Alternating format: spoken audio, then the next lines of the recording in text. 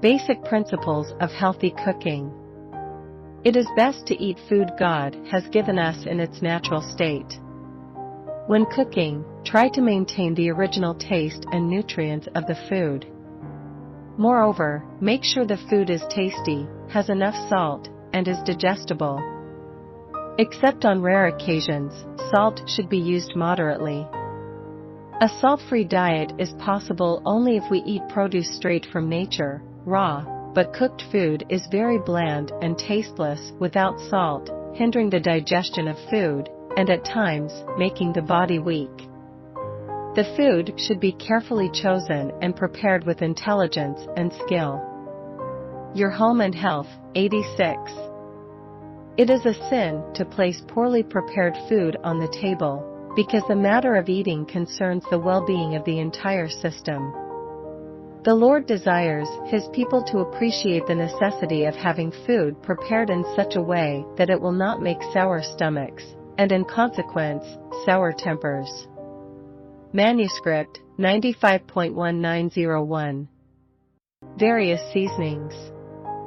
The following tips for healthy cooking is based on native flavors, foods, and cooking from South Korea. Please learn the basic principles of healthy cooking and apply them to the native foods available in your country. Everything should be seasoned with salt. If possible, make healthy homemade condiments and flavorings, such as soy sauce and red pepper paste, instead of using traditional store-bought condiments and flavorings. Use only natural seasonings. Roast and grind sesame seeds, perilla seeds, almonds, and cashew nuts to flavor the food. To sweeten food, use small amounts of honey or rice syrup. Use moderate amounts of a raw sweetener, according to the region you live in. For a sour taste, use lemon juice or green plum syrup. Do not use vinegar. Do not use oil, if possible. Stir-fry food with a little water or vegetable broth. If something has to be fried, put a few drops of oil on a paper towel and wipe it on a frying pan so the food will not stick. Cooking brown rice. Add regular brown rice to glutinous brown rice with one other grain. Add only one kind of grain to the brown rice and change the additional grain at each meal.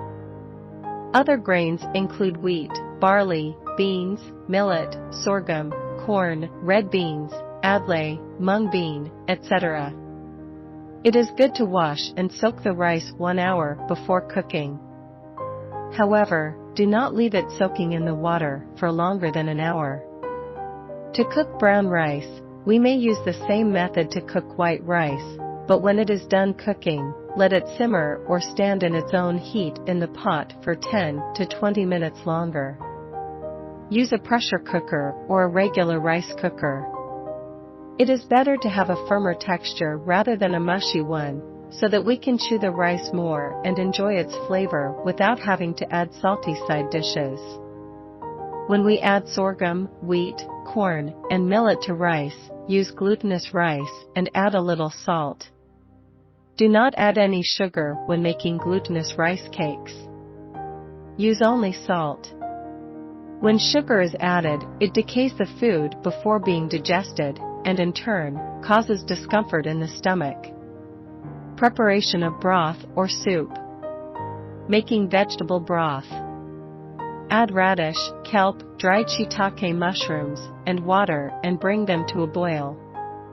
It doesn't taste good if the broth is boiled until the radish color becomes yellowish, so while the radish is still white, turn off the stove and remove all the ingredients and add salt to taste.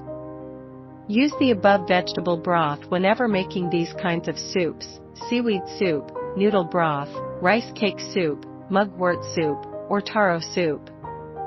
Whenever soy sauce is needed for seasoning, use the vegetable broth and add salt, onions, and bell peppers.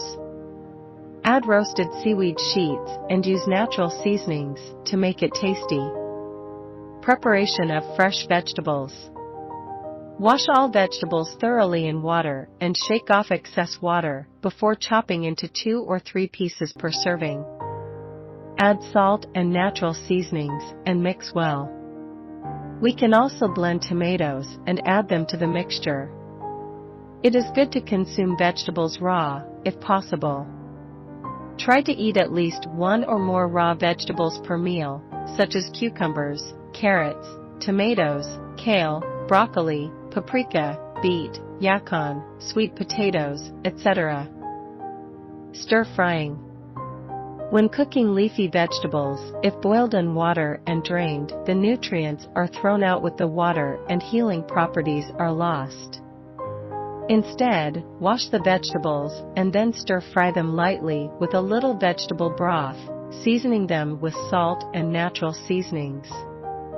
Use the same method when cooking gourds or root vegetables. Instead of using oil, use vegetable broth to stir-fry them. Some vegetables include zucchini, eggplants, bellflower roots, potatoes, onions, lotus roots, and burdocks, etc. We can make a variety of dishes based on the methods introduced above. We should avoid extremes and be flexible according to individual preference. Many people destroy their own health and character because they cannot control their appetite.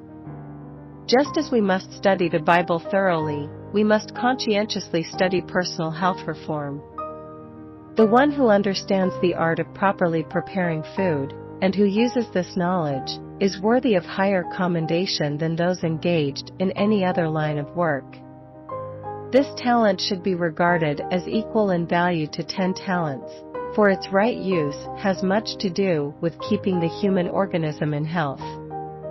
Because so inseparably connected with life and health, it is the most valuable of all gifts. Medical Ministry, 271. Cooking is no mean science, and it is one of the most essential in practical life. It is a science that all women should learn, and it should be taught in a way to benefit the poorer classes. To make food appetizing and at the same time simple and nourishing requires skill, but it can be done.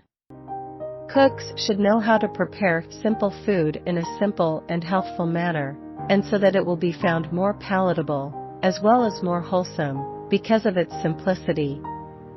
The Ministry of Healing, 302 to 303.